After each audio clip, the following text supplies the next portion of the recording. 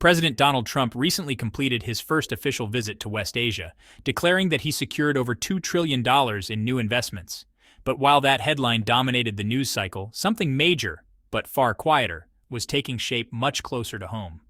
CBC News confirmed that Honda signed a multi-billion-dollar agreement with the Canadian federal government and the province of Ontario to manufacture electric vehicles and batteries. So what are these so-called Gulf trillions that Trump says will supercharge the U.S. economy? Canada now ranks 8th globally in clean energy infrastructure and technology investment.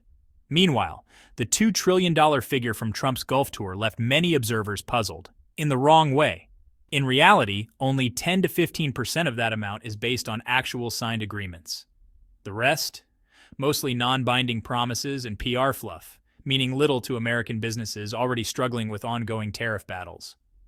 While the U.S. continues with dramatic headlines and political theatrics, Canada is methodically reinventing its economy. From building EV supply chains to locking in strong trade partnerships with Europe and Asia, Ottawa is quietly reshaping its economic future and positioning itself to compete with the U.S. in critical sectors. As media coverage fades, the real issue is, can the U.S. keep pace with a focused and increasingly strategic northern rival? Subscribe and hit the bell icon for astonishing dives into Canada's economic shift and other key stories in global policy and trade. Trump's $2 trillion announcement was designed to showcase U.S. economic muscle. But a closer look reveals a different story. Trump's team highlighted $600 billion in deals, including arms sales and infrastructure. A $1.2 trillion agreement was hyped, but only $243.5 billion in confirmed contracts were identified, like a $96 billion Boeing deal. Trump said $200 billion in investments were focused on AI and semiconductors. But here's the twist. Most of these figures are not tied to enforceable agreements. Reuters reports that once you filter out the hype, the total value of legally binding deals is just $730 billion, less than half of the claim. Experts point out that many of the listed deals are repackaged from prior administrations, with no clear plans or funding in place. The concern is simple. Much of the money may never show up. Back in 2017, Trump also announced $450 billion in Saudi investments. Yet the Gulf Research Institute found that under $300 billion actually made its way to the U.S. by 2020. This repeated cycle of inflated numbers and underdelivered outcomes risks damaging U.S. credibility in global economic diplomacy. Canada took a very different route, low on drama, high on delivery. Ottawa stepped away from U.S.-centered negotiations and started investing in long-term independence. Canada committed 15 billion Canadian dollars to a new EV battery facility in Ontario, finalized a free trade deal with the European Union, and expanded economic ties with Japan and South Korea. In the first quarter of 2025 alone, EV exports from Canada surged 35%, establishing the country as a clean energy leader in North America. While U.S. headlines shift rapidly, Canada is building the foundation of its economic future. And it all started with a wake-up call. In March 2025, Canadian exports to the United States fell by 6.6%, the steepest monthly drop since COVID-19. It exposed the danger of relying too much on a single trade partner. Political tensions followed. Washington accused Canada of failing to block fentanyl trafficking routes linked to Mexican cartels and threatened to impose a 25% tariff on Canadian energy exports. Rather than retaliate with rhetoric, Ottawa restructured its entire trade strategy, practically overnight. First, Canada accelerated the CETA trade deal with Europe, cutting tariffs across 27 countries by 98%. Then it leaned into CPTPP, unlocking access to Japan, Australia, and Vietnam. It also reopened and expanded its trade pact with South Korea, the CKFTA. Despite U.S. threats, Canadian exports to the Indo-Pacific rose 12 to 15% in the first quarter of 2025, driven by electric vehicles, industrial equipment, and high-value agriculture. Meanwhile, crude oil sales to China went from zero in the first quarter of 2024 to $1.3 billion a year later, thanks to the Trans Mountain Pipeline expansion. Ottawa slammed the U.S. tariffs as a political stunt and a violation of the USMCA deal. Bank of Canada Governor Tiff Macklem warned on February 21st that if trade tensions continued, it could damage the economy and force interest rate cuts, potentially inflating risky asset bubbles. But Canadian firms didn't panic. They pivoted. Suncor launched a renewable power project for export to Japan. Magna International scaled up its EV battery partnership with a Korean firm, boosting output by 20% year over year. By spring, even DC analysts began to notice Canada wasn't backing down, it was stepping up. Each new U.S. tariff threat was met with another Canadian trade breakthrough. While the U.S. seemed stuck defending its position, Canada pushed forward, building momentum with every move. This isn't just a smart play, it's a long-term vision. Canada's ability to turn economic threats into opportunity isn't just impressive, it's a lesson for every country relying too heavily on one trade partner. Ottawa is showing that in a volatile global economy, diversification isn't optional, it's essential. With Canada now at the center of EV and clean energy production in North America, it's not hard to imagine a future where the U.S. ends up chasing Canada's lead. Meanwhile, back in North America, Trump's 25% tariff on imported vehicles had an immediate impact, especially on Ontario's automotive hub.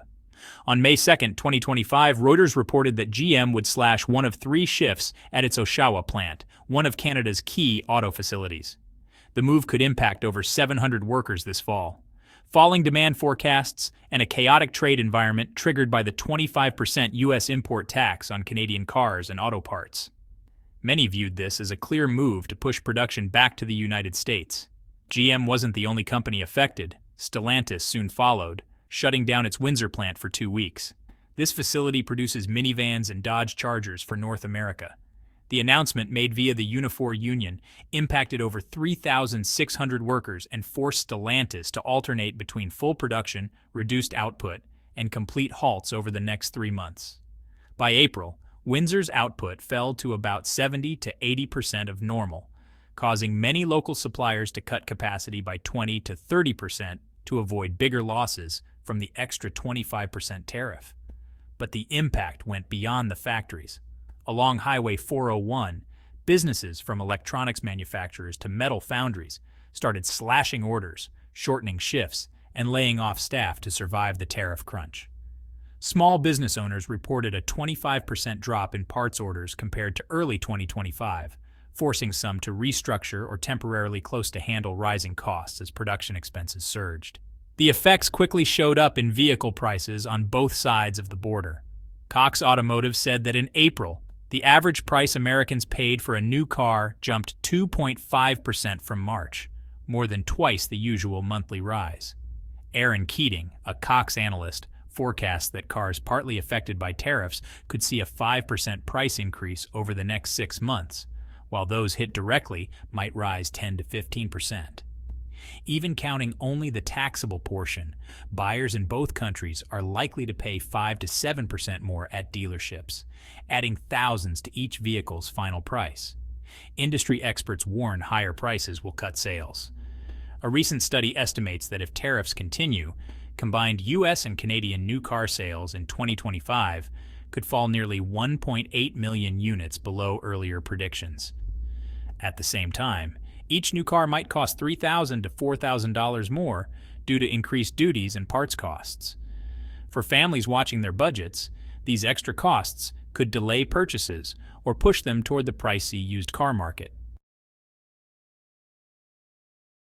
While the U.S. sent mixed signals on tariffs, Canada moved quickly to support its local supply chains. But even with tax breaks, government stimulus, and green tech investments, rising production and retail costs still outpaced efforts, expected to grow 5 to 7% in 6 months. Canada's main plan to survive tariff shocks and reduce U.S. dependence is shifting to high-value industries. Ottawa committed $15 billion Canadian to the Canada Growth Fund, a public-private platform designed to attract private investment and boost research in green and clean tech, from large EV battery systems to geothermal energy. Natural Resources Canada's Forest Innovation Program supports research and development and commercialization of engineered wood products like advanced plywood and structural panels. This helps increase profits and reduce reliance on raw lumber exports.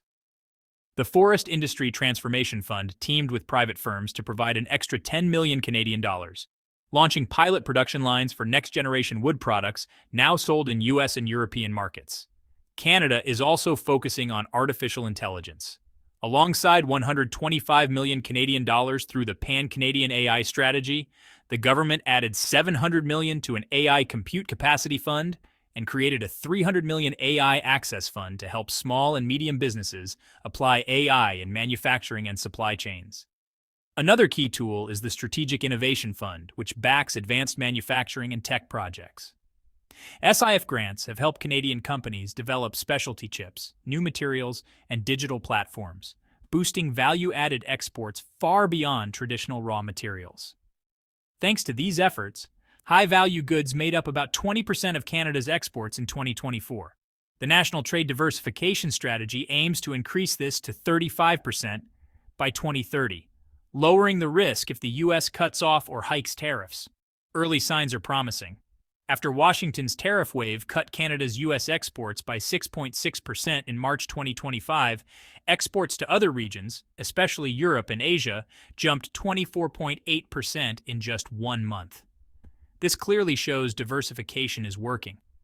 If Canada keeps investing heavily in engineered wood, clean tech, and AI, and uses its multi-billion-dollar public-private research and development funds well, it's on track to lead North America in high-value exports and economic rivalry with its larger neighbor. Made in Canada could soon mean cutting-edge and sustainable. But trust between the two allies has eroded so badly that even major security talks can't fix it. The U.S. urged Canada to help upgrade NORAD's early warning system. President Trump unveiled a $175 billion Golden Dome plan, but insisted Canada either surrender sovereignty or pay $61 billion, leaving both sides stuck. Canada had already pledged 4.9 billion Canadian dollars for NORAD modernization, but plans are stalled as trust collapses post-tariffs. Anxiety over tech transfers is rising, especially in AI and chips. A proposed AI mega campus in the UAE, expected to consume 5 gigawatts of power and billions in chip investments, triggered U.S. senators to demand chip tracking, fearing tech could reach China.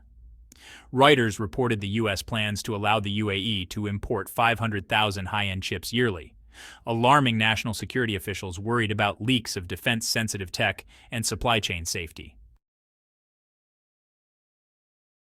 Meanwhile, Ottawa declared a new direction. The era of deep U.S.-Canada economic integration is over. In his post-election victory speech, Prime Minister Mark Carney said, "Trust-based dependence on the U.S. is no longer realistic. Instead, Canada will actively seek global investments and strengthen trade ties with Europe and Asia to secure its future." This shift's effects are already visible. Cross-border firms worry about capital flows, and the public questions shared strategic plans' reliability. This is more than a trade dispute. It's a growing rift between former economic partners. As Canada ends its golden era of integration with the U.S., both countries face a crossroads. Can Washington regain Canada's trust, or will Ottawa lead the way in tomorrow's industries? President Trump's Gulf trade tour was meant to show American strength, but only worsened the split with Ottawa. His flashy $2 trillion promises looked good on paper, but fell flat in reality, pushing Canada to speed up its economic transformation.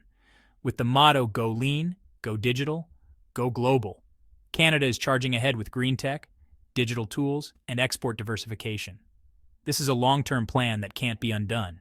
If the U.S. sticks to tough tariffs and pressure, Canada could surge ahead, becoming North America's new economic engine and leading in electric vehicles and renewable energy. This bold shift is rewriting the U.S.-Canada relationship's rules, raising one big question: can the U.S. still hold its leadership role in the coming years? Let us know your thoughts in the comments below, and don't forget to subscribe and hit the bell so you never miss what's next.